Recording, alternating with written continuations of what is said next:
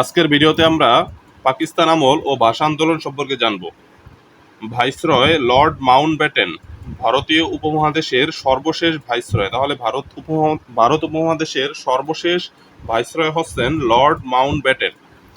তার সময়ে 1947 সালে দ্বিজাতি তত্ত্বের ভিত্তিতে ভারত ভারত বিভাগ বাস্তবায়ন ঘটে। তাহলে ভারত বিভাগ হয় 1947 সালে এবং এটি ঘটে লর্ড মাউন্টব্যাটেনের সময়ে এবং এটি হয় দ্বিজাতি তত্ত্বের ভিত্তিতে।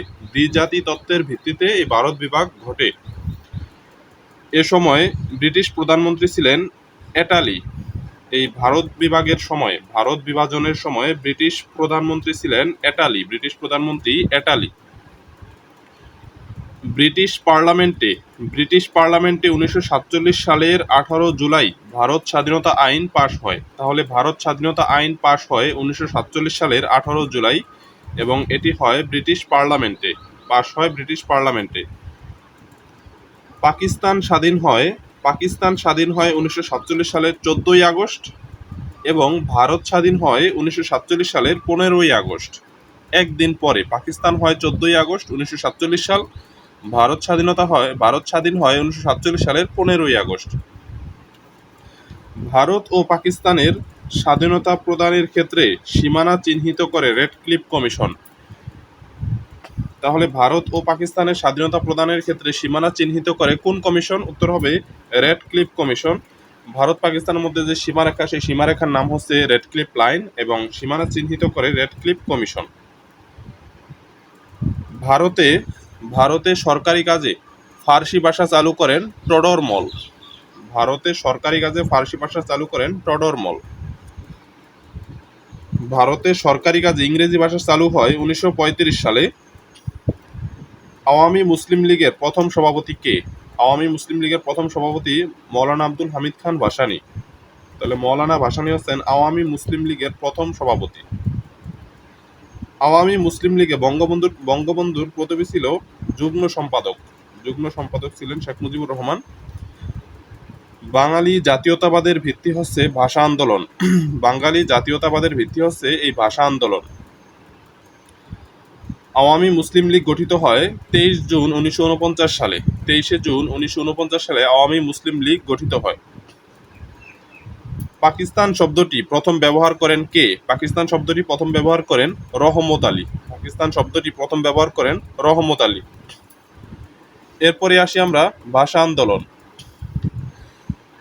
বাংলাদেশের ইতিহাসে ভাষা আন্দোলন ছিল একটি সাংস্কৃতিক ও রাজনৈতিক আন্দোলন। ভাষা আন্দোলন হচ্ছে একটি সাংস্কৃতিক ও রাজনৈতিক আন্দোলন।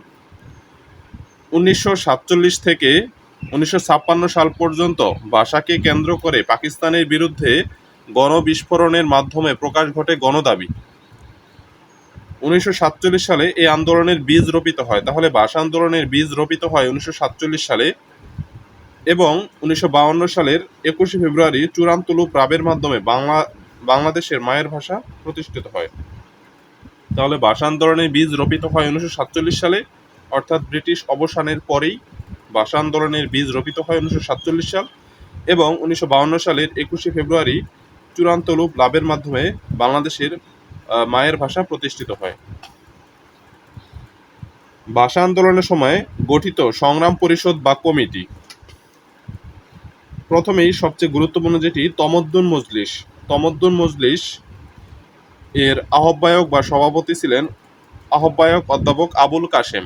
তমদ্দুন মজলিসের সভাপতি আহ্বায়ক অধ্যাপক আবুল কাশেম। এরপরে রাষ্ট্রভাষা সংগ্রাম পরিষদ গঠিত হয় ডিসেম্বর মাসের 1947 সালে। এর আহ্বায়ক বা সভাপতি আহ্বায়ক অধ্যাপক নুরুল হক। তাহলে রাষ্ট্রভাষা সংগ্রাম পরিষদের আহ্বায়ক অধ্যাপক নুরুল হক। এরপরে সর্বদলীয় রাষ্ট্রভাষা সংগ্রাম পরিষদ এটি গঠিত হয় 2রা মার্চ 1948 সালে। এরপরে সর্বদলীয় কেন্দ্রীয় রাষ্ট্রভাষা সংগ্রাম কমিটি এটি 31 জানুয়ারি 1952 সালে গঠিত হয়। এর আহ্বায়ক কাজী গোলাম মাহমুদ। আজকের ভিডিও এই পর্যন্তই। সবাইকে ধন্যবাদ। আসসালামু আলাইকুম।